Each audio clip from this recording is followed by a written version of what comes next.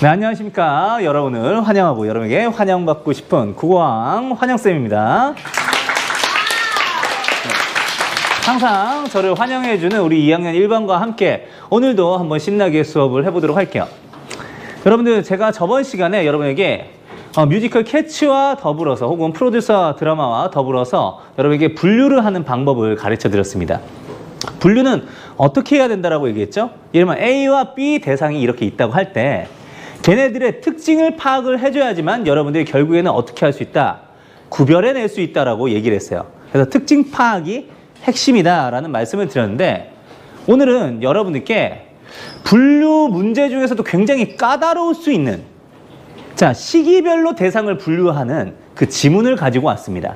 바로 언제냐면 2010학년도 수능에서 악보의 역사와 관련된 지문인데요.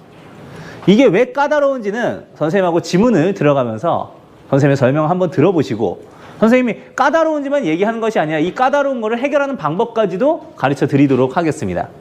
한번 시작을 해보도록 할까요? 슉슉슉 들어가 보도록 할게요. 자, 일단 첫 번째 문단 여러분과 함께 보도록 할게요. 음악은 연주를 통해 소리로 표현되는 예술이다 라고 얘기했어요. 음악은 뭐다? 예술이다. 그런데 연주를 통해 소리로 표현되는 예술이라고 얘기를 했습니다. 근데 여러분들이 오늘 좀 주목을 해야 되는 게 바로 뭐냐면 여기에 나와 있는 18세기예요. 좀 발음을 조심을 해야 될 것 같아요. 선생님이 사실 국어왕으로서 그리고 여러분을 가르치는 교사로서 상대방을 비하하는 비속어를 굉장히 싫어한다는 거를 미리미리 가르쳐 드렸어요. 그런데 비속어가 아예 쓸모가 없는 걸까요? 여러분 어떻게 생각해요? 여러분 욕 안 해요? 욕이 아예 기능적으로 아무런 기능도 없나요? 저는 욕의 효과가 있다라고 생각을 합니다. 어떤 부분이냐면 우리가 살다 보면 여러 가지 압박을 많이 받으면서 스트레스가 쌓이는 경우도 있죠. 그거를 계속 가만히 두게 되면 우라통이 터져요. 선생님이 저번 시간에 여러분들 반에서 좀 힘들어 했었던 모습, 예를 들면은 심장 부여잡고 좀 힘들어 했었잖아요. 그랬던 것처럼 그럼 가끔씩은 어떻게 할 필요가 있냐면 이거를 표출해주고 방출을 해줄 필요도 있는데, 그럴 때 우리가 욕, 즉 비속어 같은 거를 막 합니다. 그렇게 하면 약간 정화되는 그런 느낌이랄까? 카타르시스 같은 거 이렇게 느껴진다고 할 수가 있죠. 그래서 선생님은 평소에 여러분한테 모범이 되기 위해서 욕을 절대 안 하는데 어떨 때 가끔은 힘을 주어서 이야기를 하냐면 이런 거 나올 때 18세기의 바흐 음악을 이런 거 할 때나, 특히 이 지문에 제가 다 한번 살펴봤는데 18세기 엄청 자주 나오거든요. 근데 또 제일 많이 나오는 세기가 무슨 세기인 줄 알아요? 20세기입니다. 다행히 10세기는 좀 잘 안 나와요. 어찌됐건 그렇다는 거 여러분한테 말씀을 드릴게요. 근데 여러분들이 지금 이제부터 주의해야 될 걸 좀 얘기할게요. 무슨 세기다라는 게 딱 나왔어. 눈에 보였어. 무슨 세기든 상관이 없어요. 어떤 세기든 상관이 없어. 어떤 세기든. 그런데 그게 딱 하나가 보이면 다른 세기도 있는지 찾아봐야 돼요. 알겠어요? 지금 여러분 다른 세기가 있는지 일단 한번 훑어보세요. 지문 전체적으로. 있어요? 없어요? 있어요. 한번 얘기해 주시겠어요? 무슨 세기? 9세기, 11세기, 13세기, 14세기 이거 다 있죠? 그러면 이제부터 여러분들이 어떤 견적을 내주시냐면 이 지문은 꽤 어려운 지문이 될 가능성이 높다라고 하는 견적을 내주셔야 되고요. 왜 그러냐면 시기별 특징을 다 파악해야 되기 때문입니다. 왜냐하면 시기별로 분류하고 시기별로 구별할 수 있느냐 없느냐 문제가 나올 것이기 때문이죠. 이게 왜 어려운지를 한번 선생님이 좀 더 얘기를 해보도록 할게요. 여러분들 볼게요. 혹시 민서하고 저하고 좀 구별이 돼요? 구별이 됩니까? 저는 우리가 구별이 되지 않을 만큼 굉장히 공통적인 요소가 많다고 생각을 해요. 일단 남자고 또 똑똑하고 잘생겼다. 죄송합니다. 약간 민서 말고는 아무도 안 웃고 있는데, 자, 근데 같이 좀 얘기를 해볼게요. 그렇지만은 민서와 저를 구별할 수 있어요? 있죠? 왜냐면 특징이 다르기 때문이에요. 근데 여러분들이 특징이라고 하는 것 중에서도 어떤 특징이 더 중요한지에 대해서 한번 얘기를 해보자. 구별을 해주려면 공통적인 특징이 구별의 기준이 됩니까? 차이점이 구별의 기준이 됩니까? 차이점이 구별의 기준이 되죠. 그래서 그 차이점을 여러분들이 잘 파악을 해놓는 게 이런 분류 문제, 구별 문제의 가장 쉬운 방법이라고 할 수가 있는 거예요. 그런데 만약에 우리가 이렇게 이거예요. 지금 민서와 저를 구별하는 게 아니라 초등학교 때의 민서, 중학교 때의 민서, 고등학교 때의 민서와 초등학교 때의 환영이, 중학교 때의 환영이, 고등학교 때의 환영이 이 시기별로 죄다 특징을 다 나눠놓고 그걸 가지고 구별하라고 하면은 좀 더 구별하기가 힘듭니다. 일단 차이점도 시기별로 3가지로 늘어났을 거 아니에요. 그쵸? 최소. 무슨 말인지 알겠어요? 시기별로 구별하는 이유가, 구별하는 게 어려운 이유는 바로 뭐 때문이냐면 간단해요. 정보량이 늘어났기 때문이에요. 우리가 파악해야 할 정보량. 세기별로 다 차이점을 다 파악하는 게 쉽겠어, 어렵겠어? 어렵지. 자, 그런데 이 지문은 거기에서 더 나아가서 더 어렵습니다. 그 이유도 한번 지문을 읽어보면서 만나보도록 할게요. 그래서 일단 여러분한테 지금 처음 시작하는 부분에서는 이것만 먼저 주지를 시켜드리도록 하겠습니다.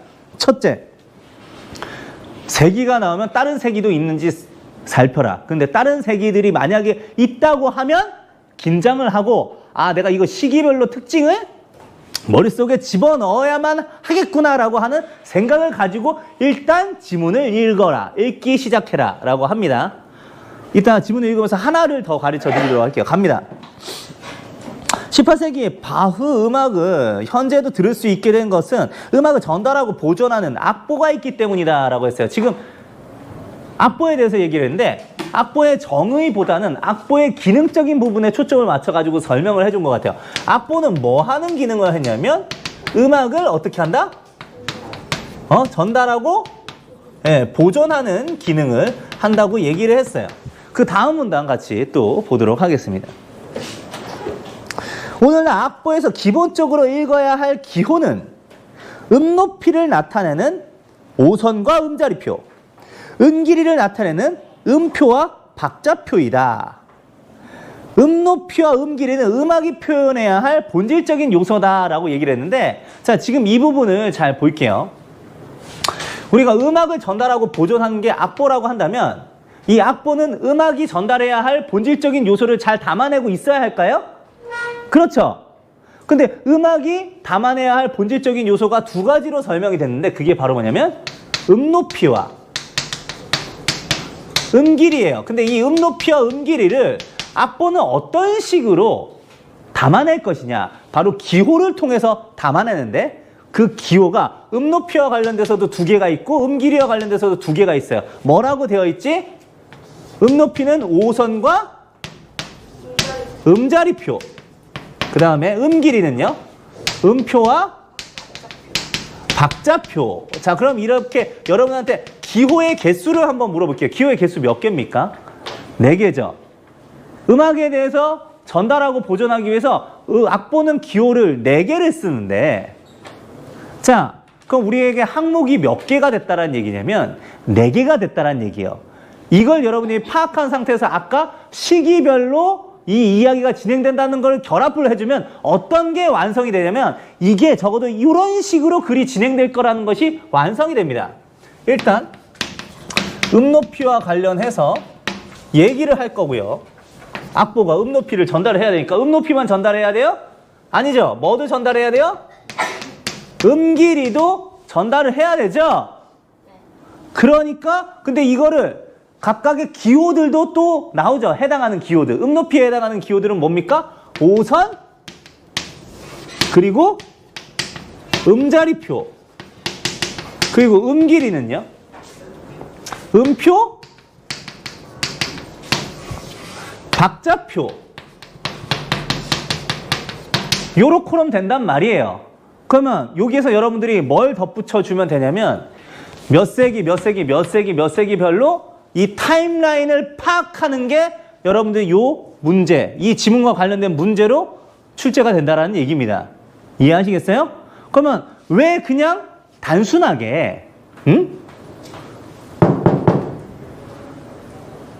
그냥 시기만 나온 것보다 이게 더 어려울 수 있는 요소가 덧붙여지는 거냐면 이것 때문이죠. 아까 민서의 어린 시절하고 제 어린 시절을 단계별로 시기별로 나눠가지고 비교를 하면은 그것만으로도 어려운데 뭐 민서만이 아니라 뭐 영빈이라던가 성철이라던가 이렇게 한 명씩 다 이렇게 성필이라던가 미안해. 네. 죄송해요. 예. 자, 미안합니다. 어찌됐건 이렇게 같이 딱딱딱딱 이렇게 타임라인별로 한 명씩 추가되면 추가될수록 파악해야 될 게 어때요? 더 많아지는 거예요. 이해하시겠죠? 그러면은 파악해야 할 정보량이 훨씬 더 많아지니까 당연히 더 까다로울 수밖에 없다. 그래서 항목이 몇 개인지도 따져봐야 된다는 거야. 그래서 선생님이 다시 한번 순서로 얘기해 줄게요. 새로운 세기를 발견했어. 그러면 다른 세기도 있는지 살펴보고, 그리고 각각의 몇 가지 항목으로 구성되어 있는지도 살펴봐서 이게 종합적으로 각각 시대별, 항목별 특징을 다 물어두는 이런 표처럼 나온다는 거예요. 그걸 머릿속에 파악을 하고 있어야 돼요. 왜냐면 우리는 점수를 잃으면 안 되니까. 알겠죠? 자, 그럼 시작을 한번 해보도록 할게요. 뭐부터 물어보겠어요? 당연히 5선, 음자리표, 음표, 박자표 중에서 어떤 기호 먼저 얘기할까? 순서적으로는 5선으로 이렇게 얘기를 할게요. 자, 그러면 같이 보도록 하겠습니다. 자, 갑니다. 선은, 역시 선이 나왔어요. 선은 음높이를 표시하는 실용적인 기호이다. 그런데 9세기 경에는 선을 사용하지 않고 가사 위에 간단한 기호로서 음들 간의 상대적인 높낮이를 표시했기 때문에 정확한 높낮이를 재현할 수 없었다라고 했어요. 자, 지금 봅니다. 지금 몇 세기를 얘기하고 있는 거예요? 9세기를 얘기했는데 이때 선이 있어, 없어? 선이 없어. 그럼 선이 없으면 어떻게 되느냐? 정확한 음높이를 재현할 수 있다, 없다? 없어요. 가사 위에 그럼 기호만 이렇게 제시를 해놨는데 상대적인 음높이지 절대적인 음높이를 나타낼 수는 없더라라는 지금 이런 얘기를 했습니다. 예를 들면 우리 여기 일반 친구들 중에서 절대음감이 있어요? 지연이요. 절대음감 맞아요? 아니에요? 그러면 그러면 진짜 절대음감이에요? 네. 예, 그 아마도라고 하면은 맞다는 얘기네요. 그러면 자, 이거 한번 해보도록 할게요. 삐 이거 뭔지 할 수 있어요? 아니야. 미안해요. 미안해요. 내가 너무 이거는 제가 발성의 문제이기 때문에 좀 이렇게 얘기를 하는데, 저도 제가 담임했던 애 중에서 유땡현이라고 하는 학생이 있었는데, 그 친구가 절대음감이어가지고 이걸 뭐 정확하게 개명을 이렇게 맞추고 하더라고요. 그런데 나같이 평범한 사람은 예를 들면 도 이렇게 하면 낮은 음이고 이렇게 하면 높은 음, 이 정도로 구분할 수 있지 정확한 개명을 잡아줄 수가 없어요. 만약에 선이 5선이 있다고 한다면 그 위계가 분명하게 보이기 때문에 도레미파솔라시도 중에서 뭐에 해당하는지는 표시를 할 수가 있는 거죠. 근데 우리는 기본적으로 알 수가 없고, 여기에 지금 보면은 가사 위에 기호를 뒀다고 했는데, 가사 위에 예를 들면은 이렇게 점을 찍으면은 얘는 높은 음이고 점 안 찍으면 낮은 음이라고 하면은 상대적인 높낮이일 수는 있지만 정확한 개명을 지정해 줄 수는 없잖아요. 이해하시겠어요? 자, 하나 여러분하고 이거 얘기 한번 해보도록 하겠습니다. 자, 갑니다. 여러분들 혹시 그 작년에 국어가 걸어온 길에서 세종어제 훈민정음을 배웠을 거예요. 근데 세종어제 훈민정음 할 때 우리가 여러 가지 표기를 하는데 글자만 표기가 되어 있는 게 아니고 점이 찍혀 있는 경우가 있었어. 예를 들면 이런 것들이죠. 자,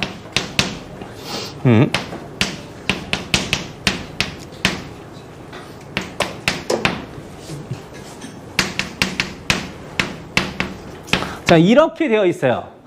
제가 개인적으로 이 영화 별로 안 좋아하는데 어찌됐건 이 나란 말씀이, 근데 이렇게 읽는 게 아니고 어떻게 읽냐면 나랏 말 서 미 이렇게 읽어요.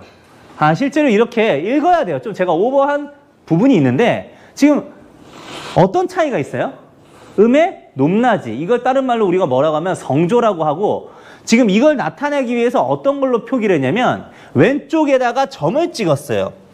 오른쪽에 해당하는 게 아니에요. 이 점은 나에 해당하는 게 아니고 이 랏에 해당하는 점이라고 할 수가 있습니다. 근데 점이 있으면 어떤 표기냐? 자, 이걸 우리가 뭐라고 하냐면 평거상입이라고 하는데, 자, 평은 점이 하나도 없는 거예요. 이 방점이 하나도 없는 거예요. 그리고 거는 점이 하나 있고 상성은 점이 두 개가 있는 건데 입성은 이 점의 개수하고 상관없이 받침이 기역, 디귿, 비읍, 시옷으로 이렇게 끝났을 경우에 짧게 끝나는 음길이와 관련되어 있는 부분입니다. 근데 지금 우리가 여기에서 음높이와 관련된 예를 가지고 한번 얘기를 해보도록 할게요. 여러분들 여기 보시면 나 이렇게 보시면 점이 없으니까 어떤 소리를 하는 거예요? 낮은 소리를 하는 거예요. 근데 점이 있으니까 이거는 무슨 소리다? 높은 소리. 락! 이렇게 하는 거예요. 그럼 점 두 개는 뭐냐? 그럼 점 두 개는 더 높은 소리가 되느냐? 더 높은 소리가 되는 게 아니야. 뭐냐면 낮은 소리에서 높은 소리로 올라가는 과정을 보여줘서 좀 더 긴 소리로 빼더라 이런 얘기를 해주는 거예요. 그러니까 한마디로 높낮이를 얘기하는 건 평성과 거성에서 한정된다라고 여러분들 생각하시면 되고 상성도 높낮이의 변화를 얘기하는 것이다 라고 여러분들이 생각을 하시면 되겠습니다. 이해하시겠어요? 근데 문제는 여러분들이 이거 봤을 때 정확한 음의 높낮이가 이 점 하나 찍혀진 것만으로도 확인할 수 있어요. 정확한 높낮이를? 그게 불가능하다는 거죠. 그렇다고 하면 지금 우리 여기에 나와 있는 구세기에 가사 위에 이렇게 기호를 해서 상대적인 음 높이를 한 게 지금 이 조선시대 15세기 때 세종어제 훈민정음에서 성조를 표기한 방식하고 굉장히 유사한 방식이더라. 절대적인 음 높이는 표현할 수 있다, 구현할 수 있다, 없다? 없더라. 그걸 여러분한테 말씀을 드린 거예요. 알겠죠? 자, 이렇게 얘기를 드렸습니다. 자, 그런데 이제 9세기를 지나서 드디어 선이 나타나기 시작을 했는데 그 세기가 바로 뭐냐면 11세기에 무슨 선이 등장했다고 되어 있어요? 네, 2선과 무슨? 4선 이렇게 등장을 하기 시작했다고 했고 자, 현재 사용하는 5선 악보는 언제 완성됐다? 14세기에 5선 악보 완성 이렇게 됐다고 했어요. 그럼 5선이 이때 완성이 됐어요. 그럼 여러분들이 기억을 해주도록 할게요. 자, 완성이 됐다면 더 이상은 있어 없어? 없어. 그럼 이제 선은 여기에서 이야기가 끝날 거야. 그럼 이제 선 다음은 우리 어떤 기호를 만나봐야 되죠? 네, 음자리표. 자, 실제로 음자리표 얘기하는지 한번 볼게요. 또한 12세기경부터 사용된 음자리표는 되어 있네. 고정된 음 높이를 명시하는 기능에 음의 높낮이를 명확하게 재현할 수 있게 되었다. 고정된 음 높이를 명시하는 기능을 하는데 얘 몇 세기에 등장한대요? 음자리표가? 11세기에 등장해서 어떤 기능을 한다? 고정된 음 높이를 명시.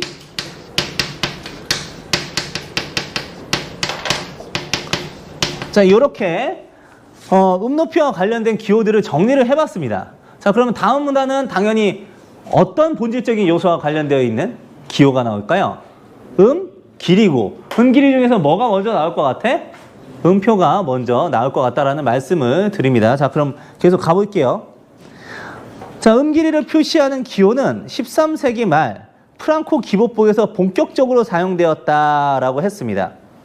자, 13세기 프랑코 기법보에서 본격적으로 사용되는데 이 기법보에서는 4종류의 길이를 정하고 이를 가장 긴 두플렉스 롱가부터 가장 짧은 세미브레스 4가지 음표로 표기하였다라고 했습니다. 자, 지금 뭐에 대해서 얘기를 하고 있냐면 자, 좀 더 정확하게 여러분들 보여드리기 위해서 좀 당겨서 보여드리도록 할게요.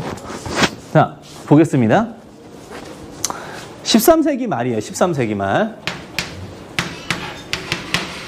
어디에서 나왔냐면 이제 프랑코 기법법이 나옵니다. 프랑코 기법법에서 음표를 4가지를 얘기를 했는데 하나는 두플렉스 롱가부터 가장 짧은 소리라고 할 수 있는 세미 브레비스까지 이렇게 얘기를 했는데 이걸 통해서 어떻게 했냐?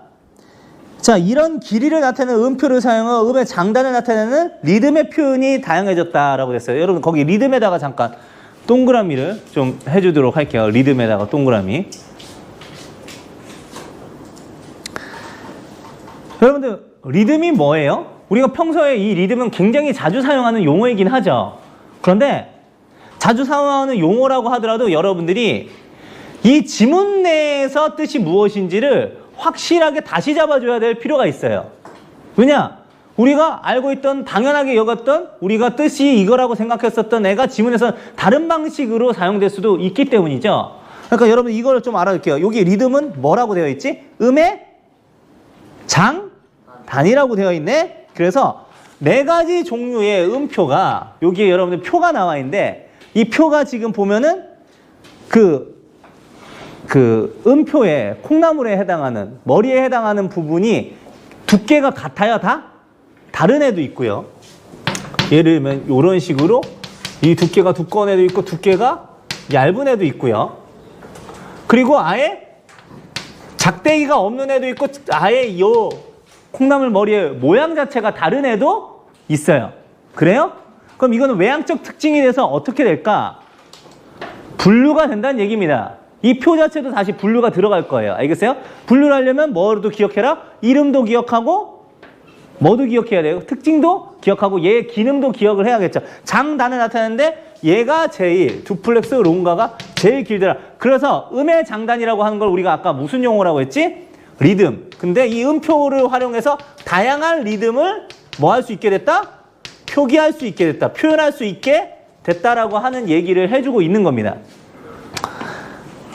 자, 그래서 특히 다성음악이 발달하기 시작한 이 시기에는 선율들이 서로 다른 리듬으로 구별되었는데 여러 가지 음길의 음표는 이를 표시하는 데 유용했어요.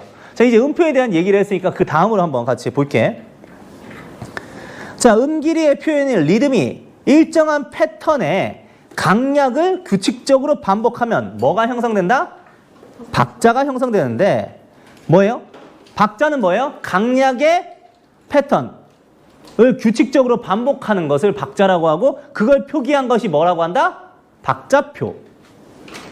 자, 그래서 음악의 흐름에는 강과 약의 박이 있는데 강약의 박이 규칙적으로 반복될 때 이것을 묶은 것이 우리가 뭐라고 한다? 각각 두 박자, 세 박자라고 한다. 두 박자는 뭐예요? 강약은 세 박자가 되네. 서로 연결을 해주세요. 이렇게 규칙적인 박의 묶음을 표시하는 박자의 개념은 새로운 리듬 양상을 보여주는 14세기에 시작됐다. 그럼 여러분한테 물어볼게요. 박자표는 언제 시작이 되었어요?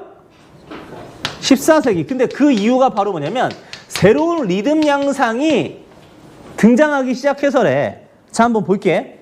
14세기 이전에는 박자가 없었냐? 박자가 있었는데 딱 한 가지 박자만 있었어요. 한 가지 박자. 볼게요.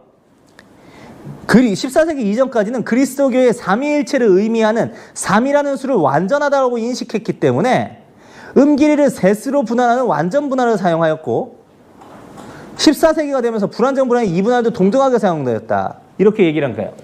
자, 근데 왜 박자표가 그전에는 3분할이 있었는데 그때는 박자표를 안 사용했느냐를 한번 따져보자. 여러분들 오늘 우리 급식 메뉴 뭐예요? 잔치국수. 아, 잔치국수요? 자, 여러분들이 사실 이렇게 여러 명이 동시에 대답하는 경우는 거의 드문데 자, 여러 명이 이렇게 동시에 대답을 해주셨어요. 그거는 여러분들이 무슨 메뉴판 같은 거에 관심 있어서 계속 그 모니터링, 주시를 해왔기 때문이죠. 근데 여러분들 만약에 메뉴가 바뀌지 않고 맨날 콩고기로만 계속 똑같이 되어 있다고 하면 여러분들 메뉴판 확인해야 안 해요? 그냥 똑같이 한 가지 메뉴면 어차피 그 메뉴인데 메뉴판이 필요해요? 안 필요하죠. 어차피 한 가지로 고정되어 있는데 그게 왜 필요하냐는 얘기야. 여기도 마찬가지예요. 무슨 얘기냐면 박자표가 그전에 필요 없었던 이유는 박자가 한 가지 박자가 계속 썼기 때문이야. 바로 무슨 박자예요? 3분할을 썼지. 그치? 근데 3분할이 뭔데? 완전 분할이래. 근데 이 완전 분할은 뭐의 기초가 된다? 세 박자가 뭔데요? 약의 기초가 되는데 얘는 원래 계속 있어서 쭉 왔었는데 언제부터? 불완전 분할 2분할 자, 불완전 분할 이건 2박자 계통의 기초가 된다고 했죠. 2박자 계통의 야 이렇게 돼서 얘가 추가가 되니까 지금 박자가 최소 몇 개가 된 거죠? 2개가 된 거니까 얘를 구별해 주게 하기 위해서 뭐가 탄생하게 됐더라? 박자표가 탄생하게 된 거예요. 실제로도 그렇게 되어 있죠. 자, 그럼 이제 여러분한테 질문을 하나 한번 해보도록 할게요. 잘 들으세요. 질문 들어갑니다. 악보에서 음악의 본질적인 요소가 모두 표기되게 된 시기는 언제부터인지, 모두 표기하게 된 시기는 언제부터인지 본문의 용어를 활용하여 서술하시오. 할 수 있겠어요? 자, 다시 한번 불러줄까요? 자, 악보에서 음악의 본질적인 요소가 모두 표기되게 된 시기가 언제부터인지 본문의 용어를 활용하여서 서술하시오라고 한다면 여러분이 할 수 있어야 된다는 거예요. 다시 한번 보도록 하겠습니다. 여러분들이 처음에 이 문제를 해결하기 위해서는 발문의 핵심 요소, 발문이 요구하는 핵심 요소를 파악해야 하는데, 발문에 요구하는 핵심 요소는 뭔가요? 악보에서 음악이 요구하는 본질적인 요소, 음악이 요구하는 본질적인 요소가 무엇인지부터 먼저 밝혀야겠죠. 그게 뭐야? 음높이와 음길이인데 그걸 표현하는 기호가 뭐야? 오선, 음자리표, 음표, 박자표인데 이게 모두 다 제대로 담기게 된 시기는 언제부터입니까? 그걸 여러분들이 잡아주란 말이야. 모두 다 제대로 완성된 시기는 언제부터예요? 14세기이므로 정답은 14세기다 라고 얘기를 하는 거예요. 이해하시겠어요? 그러니까 일단 발문에서 핵심적으로 요구하는 요소가 무엇인지부터 파악하는 게 중요하다. 그걸 본문하고 연결해서 본문의 내용을 언급을 하면서 자신의 생각을 기술하는 것이 중요하다라는 얘기입니다. 자, 그럼 마지막 문단 같이 볼게요. 이와 같이 음높이는 오선과 음자리표로 정확하게 표시되고 음길이는 음표와 박자표로 다양한 리듬과 규칙적인 박을 보여주게 되면서 소리는 악보를 통해 그 의미를 기록하고 전달할 수 있게 되었던 것이다 하면서 악보의 역사에 대한 내용을 마무리를 해줬어요. 자, 이렇게 지문이 나왔는데, 그러면 이런 지문, 자, 시기별로 분류를 해야 하는 지문이 실제로 문제에서 어떤 식으로 여러분들을 괴롭히는지를 한번 만나보도록 하겠습니다. 옆에 여러분들 문제 보도록 할게요. 첫 번째 문제 보도록 하겠습니다. 자, 윗글과 일치하는 것은 되어 있어요. 자, 하나씩 따져볼게요. 1번, 다양한 리듬의 표현은 규칙적인 박을 표기한 후에 가능했다. 여러분들, 다양한 리듬이 뭐라고 했죠? 음길이의 장단, 음의 장단이라고 얘기했어. 근데 음의 장단은 프랑코 기호법에서 13세기 말에 음표를 가지고 구현하게 됐죠. 그런데 규칙적인 박을 표기하는 것은 박자표죠. 13세기 말하고 14세기가 시기가 같아요, 달라요? 다르니까 1번은 정답이 아니야. 아니네, 그치? 그러면 그 다음에 여러분들 2번 볼게요. 14세기 악보에서는 음높이와 음길이의 표시가 가능했다. 맞아요? 이건 맞네요. 이게 정답입니다. 3번 볼게요. 음자리표와 박자표는 모두 리듬을 표시하는 기호이다. 어때요? 리듬? 음의 길이 얘기한 건데 음자리표는 뭐와 관련된 거지? 음높이. 요렇게 소소한 분류도 가능해요. 알겠죠? 근데 소소한 분류에서 넘어서 이제 좀 더 어려운 시기적으로 나오는 게 어떤 식으로 문제를 구현하는지를 잠깐 다시 보도록 할게요. 여러분들 거기 보시면은 5번 보도록 할게요. 5번. 선택지 5번. 자, 2선과 4선 악보에서는 음자리표를 볼 수 없다라고 되어 있는데 여러분들 이제 2선과 4선 악보를 한번 줄 그어주도록 할게요. 자, 여기에서 여러분한테 이게 몇 세기라고 가르쳐줘요? 안 가르쳐줘요? 안 가르쳐주죠. 근데 여러분들이 우리가 지문을 읽어가면서 파악을 했다면 얘 몇 세기죠? 2선, 4선은? 2선, 4선 몇 세기예요? 11세기. 그러니까 2선, 4선이라는 이 선택지의 내용을 통해서 뭘 추출해야 되냐면 일단 11세기를 추출을 해야 돼. 그래 놓고 지금 여기에서 뭐라고 했냐면 음자리표가 없다고 되어 있지. 근데 여러분들 역으로 11세기에서 딱 보면 음자리표 있어요? 없어요? 11세기에서 등장을 했죠? 그래요? 11세기에서 이렇게 등장을 했다고. 그러면 여러분들은 어떻게 해야 하면 요 내용 정보를 가지고 시기를 먼저 추출한 다음에 또 이 시기에서 이 정보가 많은 다른 항목에 이 정보가 많은지까지도 또 매칭을 연결을 시켜줘야 돼. 그러면 이 과정이 복잡하단 말이에요. 쉬운 건 아니에요.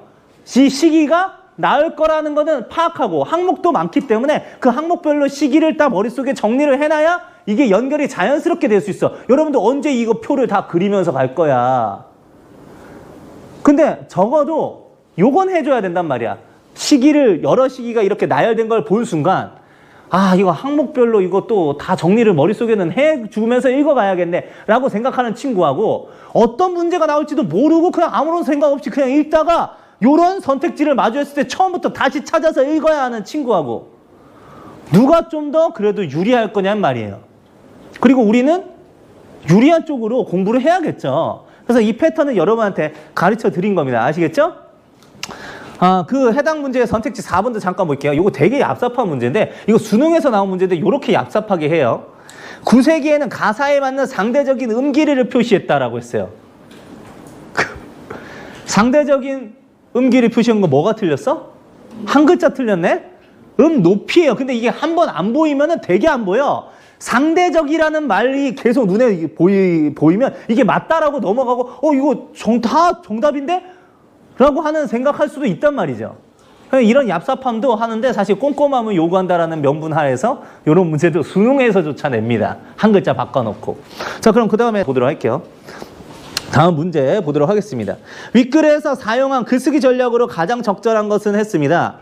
1번부터 5번까지 되어 있는데 근데 여러분들 지금 1번부터 5번에서 꽤나 계속 중첩돼서 나오는 단어가 하나가 있는데 그 단어가 뭔지 알아요?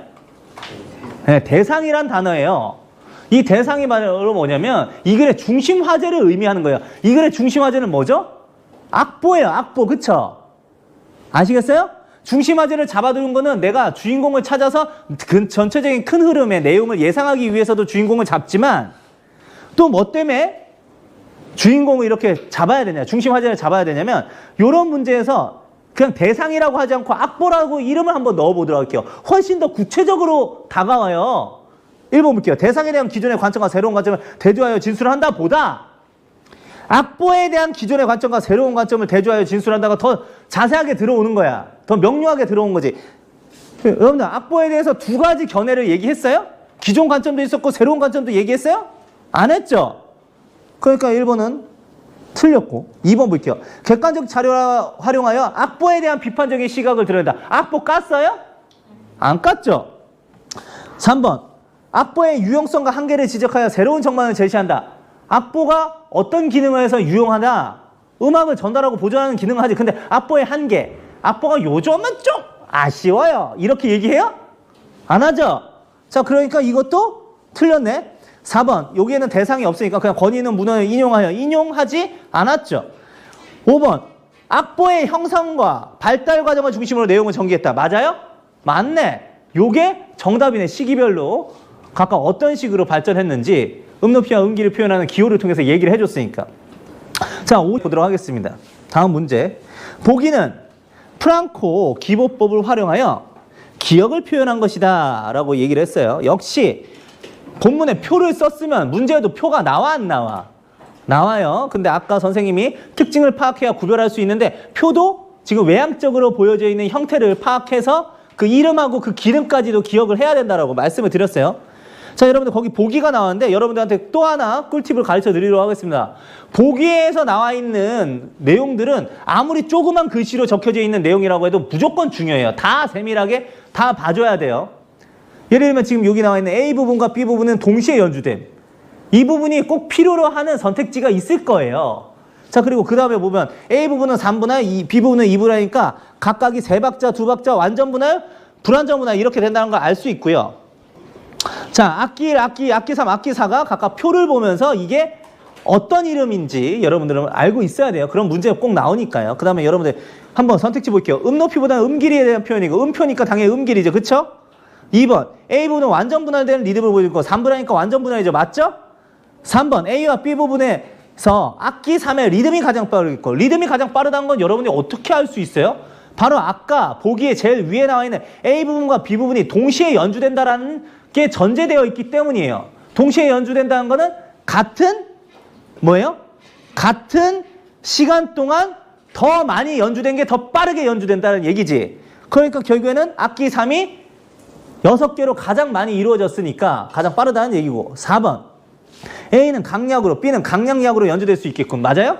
아니지. 3분할은 강약약 2분할은 강약.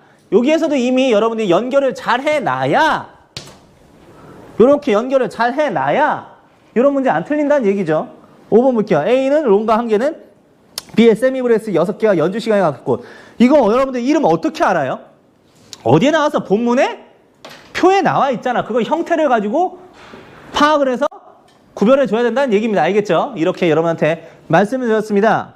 오늘은 여러분들과 함께 어떤 지문을 다뤘냐면 악보의 역사에 대한 지문을 이렇게 다룸으로써 시기별로 항목별로 이게 섞여가지고 지문으로 이렇게 제시가 되면 그 분류하는 게 매우 어려울 수밖에 없는 메커니즘 속에 있다라고 하는 거를 여러분한테 가르쳐 드렸습니다. 그래서 몇 세기 이런 거 나올 때부터 좀 더 주의하고 집중해서 이 항목별로 시기별로 기억을 하는 연습, 그런 연습을 해야지만 앞으로 이 문제를 풀 때 좀 더 수월하게 풀어낼 수 있더라, 이런 말씀을 여러분한테 드렸어요. 자, 다음 시간에는 이 분류가 요기모사 이게 상중하 중에서 중이라고 한다면 이것보다 더 어려워질 수도 있다는 것을 보여드릴 거예요. 어떤 하나의 지문을 여러분한테 소개를 해야 될 텐데 거기에서 분류가 엄청 어려울 수 있다는 것도 여러분에게 확인해 드리고, 그럼에도 불구하고 우리가 이걸 해결할 수 있는 방법이 있느냐, 그 방법을 여러분에게 가르쳐 주는 시간을 가지도록 하겠습니다. 지금까지 여러분을 환영하고 여러분에게 환영받고 싶은 국어왕 환영쌤이었습니다. 감사합니다.